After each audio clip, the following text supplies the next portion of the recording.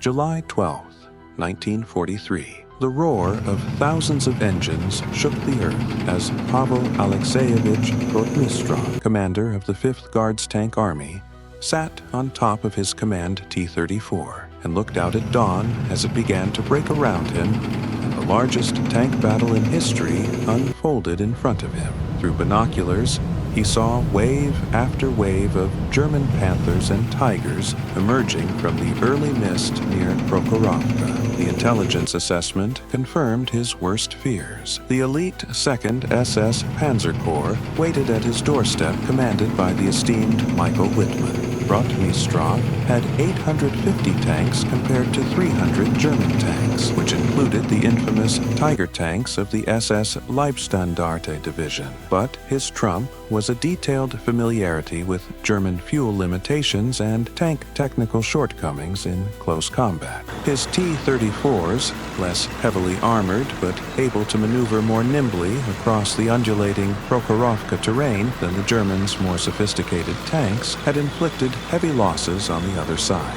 Rotmistrov had gathered his best tank commanders at his command post. Among them was Senior Lieutenant Aleksandr Milnikov, whose men had already destroyed a dozen German tanks. Milnikov renamed it the T-34 Red Storm, would bulk up the T-34's fuel tanks and fill it with hypervelocity armor-piercing shells. His gunner, Ivan Petrov, was a master at full-clip hits, which would serve them well in the ensuing hours. Rotmistrov would slam a massive charge into the German lines directly, daring in its execution a blatant refusal of the methodical, thoughtful approach that the Soviet forces of the era would employ. This whirlwind, meat cleaver style might get the Germans a little off balance because they were used to dealing with a type of Soviet ideology they knew. His tanks, in the thick of things, would be irresistible. Against the Germans, long-range gunnery would never do. The call was answered by Rotmistrov. 1,000 T-34s thundered across the sun-kissed steppe, herding a dust cloud visible from kilometers away. German tank commanders, Wittmann among them, were at least initially caught flat-footed by the temerity of the offense. Forces in between were a mere 500 meters, 800 meters, and 1,000 meters apart. The battlefield erupted in chaos. Tanks prepped in point-blank range. Some crashed into each other in a desperate rush to engage. A deadly accuracy on the triggers one of their gunners, Petrov, opened up while the driver, Sergei Volkov, held up a death knell maneuver from the curves of the land. Petrov is his friend, but their radio operator, Dmitry Kuznetsov, kept vital links between flanking units, averting fratricide in the confusion.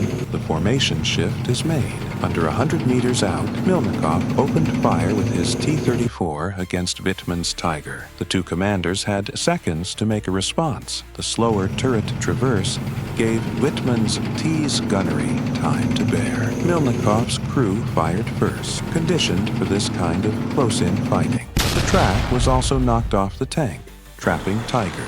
By midday, the ground was strewn with burning tanks on both sides. Low on fuel and ammo, the Germans started to pull back. It had cost them dearly along the way, but they had succeeded. They had blunted the Germans' offensive and forced a new configuration onto Operation Citadel. Despite ongoing World War II operations, the battle was one of the largest in history and had the most amount of casualties on a single day on both sides, with over 600 destroyed tanks. Rotmistrov's hardbell methods had succeeded, but at a price. The German offensive at Kursk was brought to a definitive close, a turning point on the Eastern Front. Milnikov's crew was still alive. Several bullets had struck their T-34. Such tactics were written down in Soviet military documents, looked up by tank commanders for decades, and this battle similarly demonstrated that crew work, mundo hardiness, and in-close fighting was still no antidote for the same